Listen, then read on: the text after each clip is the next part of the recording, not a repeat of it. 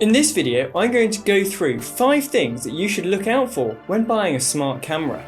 Make sure you stick around, and if you like what you see, hit that subscribe button below and keep an eye out for more videos.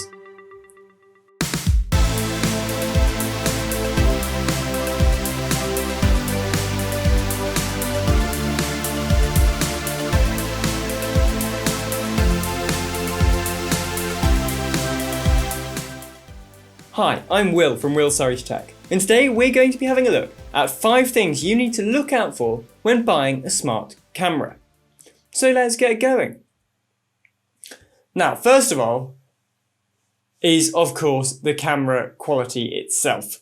It's not just the resolution of the camera you want to be looking for, but also potentially the field of view or the zoom. So you need to be thinking about what you're going to be using the camera for. Of course, if you're buying an outdoor camera, you're going to put it outdoors. If you're buying an indoor camera, it's going indoors. So that's kind of a given. But if you've got an indoor camera, you're probably going to want quite a wide field of view to capture, the whole room. So think about that. And if you're going outdoors, you might want a higher quality so you can kind of zoom in manually. Or of course, if you had an optical zoom, you can actually zoom in optically rather than having to waste precious pixels. For quality, you should be looking at least 1080p, I would recommend. If you can go up to 2K, 4K, more than that, then great. But 1080p, absolute minimum, especially for outdoors use. So number 2 is make sure you're buying into a system. Now, of course, you need to plan ahead what you're doing with your cameras, how many you're going to get, all that kind of thing. But always plan to expand. For example, I currently have an outdoor battery-powered camera, a doorbell camera, and an indoor pan-tilt camera. Now that's great, except the outdoor camera is from Reolink, so is the indoor camera, but my doorbell is from Amcrest, which means it doesn't show up in the Reolink app. So you want a company, if you can, where possible, to provide all the cameras you're going to need in one place, so you can then have them in, one system on one app made by one company. And that kind of brings us on to access, because if you're going to expand beyond the brand, then you need to be looking at how you can access all your cameras in one place neatly. And that is generally going to be via an NVR or something similar, potentially Home Assistant. But if you're doing that, then your camera needs to be able to communicate over RTSP or ONVIF. Now, unfortunately, battery-powered cameras, which seem to be becoming quite popular lately, don't allow this, don't have those protocols, because obviously it would drain the battery. So they only obviously wake up when they detect motion or when you kind of click on it in the app, which means that those sorts of cameras won't be available on that. So you need to be careful about what you're getting that will talk to the devices that you want to talk to. Now, also on access is user accounts. You might have multiple people in your household who want to access your cameras. So having user accounts, being able to share the cameras to different users. And also on access is playback. Now, playback is something that you're most likely to be using your cameras for. It's not often that you want to look at your camera while you're sitting in the room that the camera's in, because you kind of know what's going on. You're going to want to look when you've got a notification, or you're going to want to look back over a notification that you've had in the past.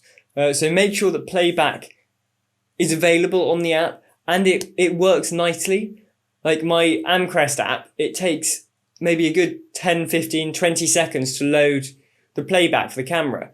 And even then, sometimes it doesn't load. So make sure you're getting a system that does actually deal with playback well. And some of these will provide little GIFs for the playback event, or it might tell you what type of motion was detected, or that sort of thing. So being able to quickly scrub through footage is very useful. And playback brings us on to file storage, the 4th point. Now, file storage is very important because you're going to want to be recording with these cameras, otherwise they're just sitting there doing nothing. And SD cards do die. They're more reliable than they used to be, and they're more reliable if you're not recording 24/7 to them. If it's just motion events, then you're probably fine. But they do die, they can die, and they can also be stolen. Like my battery-powered camera outdoors, that's recording to an SD card. but the camera itself is just held up with a little screw, so that could be unscrewed and taken away. Or, in fact, some of them are just held up with magnets. So you just pull it off the wall and they've got all of your footage. So make sure you have a backup. And that backup can either be in the form of a file transfer protocol, FTP, where it syncs the footage to a network drive of some form for you. Or you could use a separate NVR to record all your footage in one place. That's definitely a recommended route, whether that's a dedicated NVR or using something like Synology Surveillance Station. Or of course, if you have to, if you feel like this is the easiest way, then you can use the cloud. If you have to use the cloud, then be careful, because a lot of them do have security flaws. You'd think it's just the kind of cheap brands that get these problems, but actually, the likes of Ring is in the news constantly for leaked recordings. So be careful if you are going to use the cloud. If you can keep it local, please do. And then our final point is AI. Again, you want AI to be local, because if it's on the cloud, then all your footage is going to the cloud. It'll take longer, they'll have access to it, they'll discover things, secret privacy stuffs. So keep it local. But I would recommend trying to find a camera which has at least person detection, because then you don't get notifications from trees. If you've got an outside camera sitting in your garden, the wind blows, the branches sway a bit, and you get a notification. And that happens a lot. So get rid of that, get a camera with at least built-in person detection, and you shouldn't get that problem anymore. Ideally, you'd also have vehicle detection, as well as person, potentially pet detection. And in an ideal world, especially if you've got a doorbell camera or something on your front door, package detection is great. But at the bare minimum, you want person detection. Now, there are of course loads of other features that you might want to look for in a camera. For example, having motion zones, sensitivity and that sort of thing before your motion notifications, being able to send emails, all of that kind of other stuff. I think those are the sorts of things where if you want it, you'll search for a camera that's got it. And if you're getting a good enough camera from a reputable brand that has a wide range, then it's likely that they'll have it anyway. So the 5 things are looking at the image quality, including the field of view and any optical zoom, making sure that the brand has a wide enough range, because you want all your cameras in one app. There's nothing worse than having multiple apps. And that links on to access, making sure that if you want to expand your system beyond the brand, then you have cameras that support RTSP or ONVIF, so then they can go into an NVR or Home Assistant or whatever, so you can find them in one app there.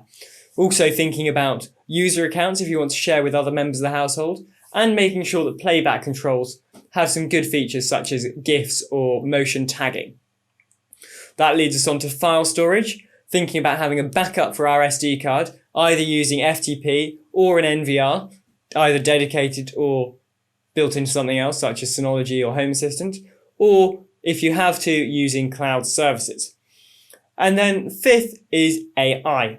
You want AI detection for people, but also ideally for vehicle, pets, packages, and anything else it can detect if you can. So there we go. 5 things to look out for when buying a new smart camera. Make sure you click subscribe and hit the bell icon to find out more about My Smart Tech and how you can build yourself the ultimate smart home.